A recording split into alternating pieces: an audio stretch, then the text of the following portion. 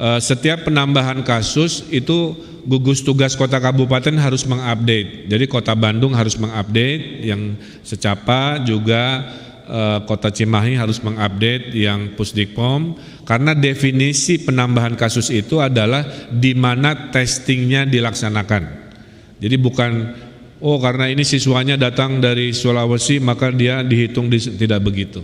Mau datang dari seluruh dunia manapun, pada saat testingnya, lokusnya dilaksanakan di daerah itu, maka jika ada yang positif, penambahan kasusnya dihitung sebagai penambahan di daerah itu.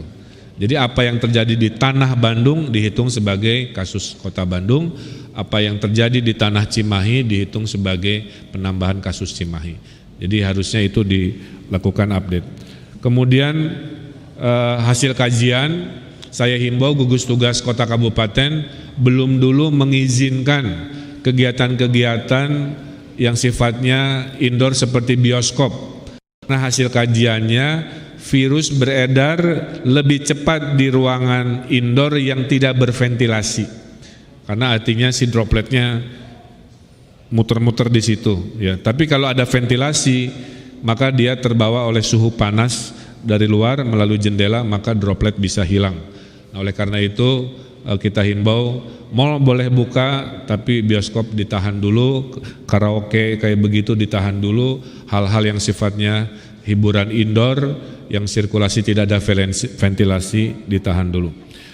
Terakhir dari kami akan melakukan pendisiplinan karena proses edukasi sudah dilakukan, proses teguran sudah dilakukan, sudah masuk sesuai komitmen kita, yaitu tahap ketiga, yaitu pendisiplinan dengan denda. Jadi akan ada denda nilainya 100.000 sampai 150.000 kepada mereka yang tidak menggunakan masker di tempat umum ya.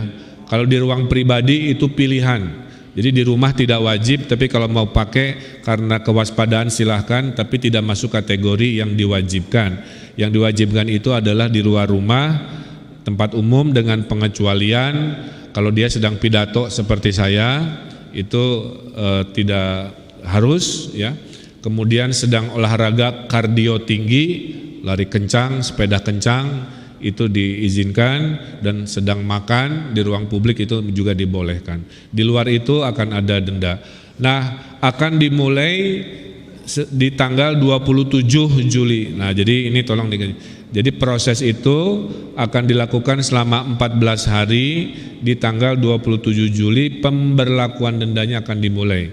Selama 14 hari kami akan memfinalisasi sosialisasi kepada masyarakat, sehingga selama 14 hari kami beri kesempatan semua kantor-kantor, institusi-institusi untuk mewajibkan halayak yang ada di institusinya menggunakan masker, diedukasi di pasar di mana, silahkan media tolong bantu.